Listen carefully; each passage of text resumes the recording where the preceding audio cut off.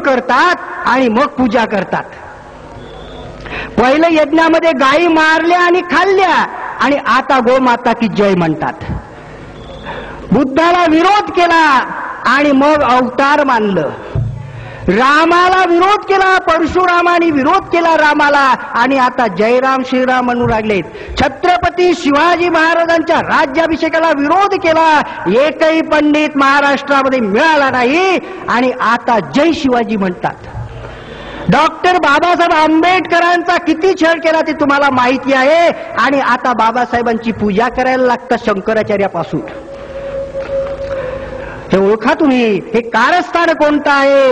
या शेतकरी कष्टकरी कुणबी तेलीमाळी बौद्ध मुस्लिम या बहुजन समाजाला गाडण्याचं हे कारस्थान आहे. यांच्या या अंधश्रद्धांमध्ये आणि देवधर्माच्या मायाजाळात तुम्ही येऊ नका, लक्षात ठेवा. शिवाजी महाराजांचं असं एक धोरण नव्हतं आणि त्यासाठी हे लक्षात ठेवा की बुद्धांनी शिवाजी महाराजांनी नंतर हा समाज वर उचलण्यासाठी लढा दिला. शिवाजी महाराजांनंतर इंग्रज आलेत. इंग्रजांनी सुद्धा आपण दिसलो नसतो. हे शिकलेली मुलं दिसतात आपली, इंग्रज आले नसते तर दिसलो नसतो. कारण शिक्षणाचा अधिकार जो होता तो फक्त ब्राह्मणांना होता.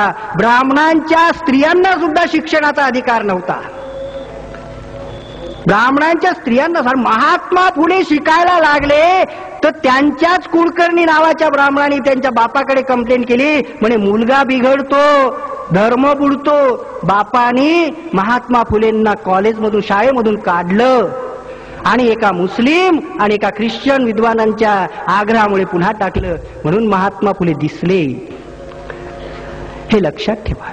शिक्षण तुम्हाला घेऊ द्यायचं नाही आणि शिक्षणही घेतलं तर ती सुविद्या नसेल, ती कुविद्या असेल.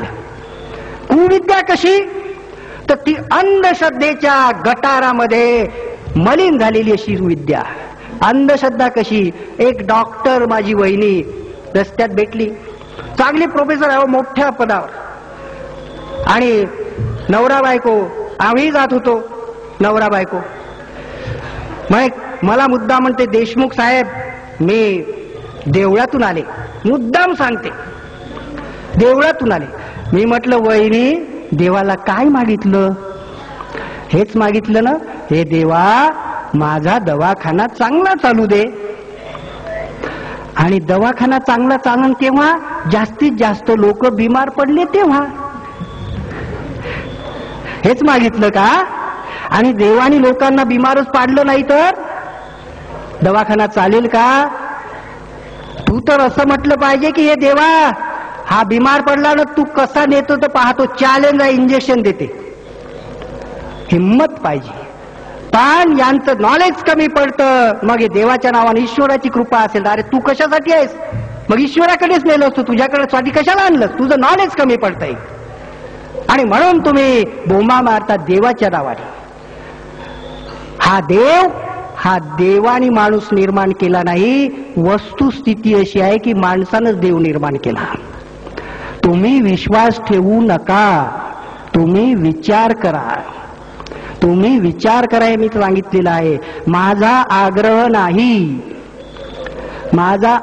नाही, परंतु देशमुख नावावर जाऊ नका. एका अतिशय गरीब कष्टकरी शेतकऱ्याचा मुलगा आहे आणि विद्येची कास धरल्यामुळे आज आम्ही सगळे कुटुंबाच्या कुटुंबात 50-60 हजार सगळ्यांची सॅलरी धरली ते येते. असं काही शिक्षण विद्या देवबापा करत बसलो असतो तर एखाद्या शेतामध्ये कोणाच्या म्हशी चारत बसलो असतो.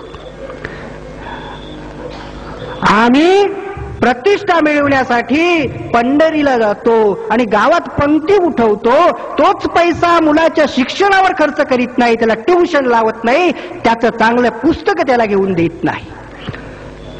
आम्हाला प्रश्न पडतो की आमचे हे 33 कोटी देव आम्ही कुणबी तेलीमाळी हे 33 कोटी देवाची पूजा करतोय आणि हा आमचा बौद्ध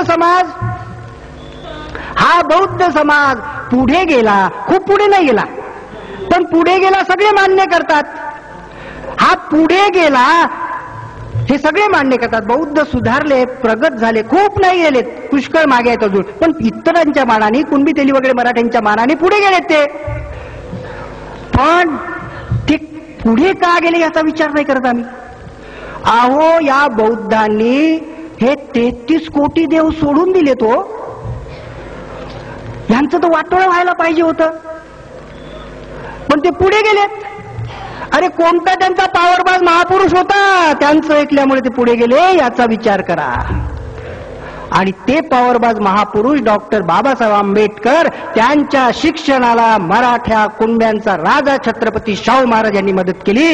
हे बाबासाहेब महापुरुष ज्यांच्या शिक्षणाला आमच्या राजाची मदत झाली, ते जागतिक कीर्तीचे महापुरुष झालेत, याचा आम्हालाही अभिमान पाहिजे. परंतु इथल्या उच्च वर्गाने बाबासाहेबांबद्दल आमच्या मनामध्ये आकस निर्माण केलाय, तिरस्कार निर्माण केलाय. कारण आम्ही एक होऊ नयेत, आम्ही सगळ्या जातीतले लोक एक होऊ नयेत, आणि एक झालो तर ते दिल्लीची सत्ता आम्ही आपल्या मनासारखे तिथे कायदे करू शकू. हे होऊ नये यासाठी हे कारस्थान आहे. हे आपण ओळखा, आणि या दृष्टीनं आज आपल्याला हे शिक्षण मिळू नये ह्यासाठी सुद्धा प्रयत्न होतात. आणि जैसे थे स्थिती कायम राहावी अशी परिस्थिती निर्माण होते. इथे समाज परिवर्तन नको आहे तसंच ठेवा.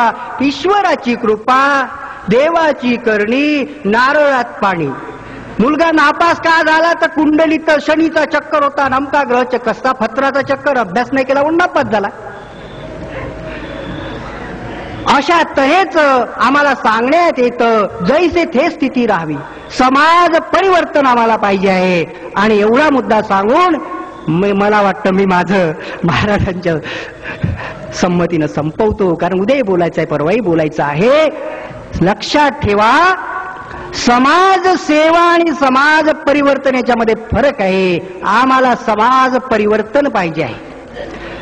समाजसेवा म्हणजे एखाद्या इमारतीला आग लागली तर ती विझवणं, ही समाजसेवा आहे.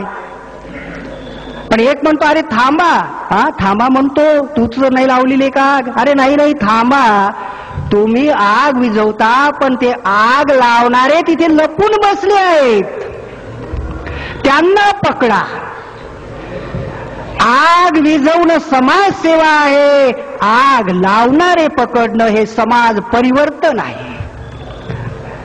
पण ज्यांना आग लावणारे पकडायचे नाहीत, ते आग विझवण्याच्या समाजसेवेच्या गोष्टी करतात.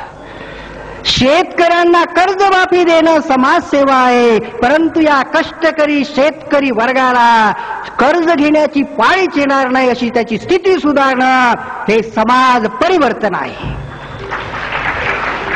बेकाराला नोकऱ्या देणं ही समाजसेवा आहे, परंतु या देशात कोणाचाही मुलगा बेकार राहणार नाही अशी परिस्थिती निर्माण करणं हे समाज परिवर्तन आहे. भिकाऱ्याला भीक देणं समाजसेवा आहे. पुण्याचं काम म्हणत असाल तर म्हणा, कोणी शिकवलं असेल तुम्हाला तर. पण भिकाऱ्याला भीक देणे ही समाजसेवा आहे, परंतु या देशामध्ये कोणालाही भीक मागण्याची पाळी येणार नाही अशी त्याची स्थिती सुधारणं हे समाज परिवर्तन आहे.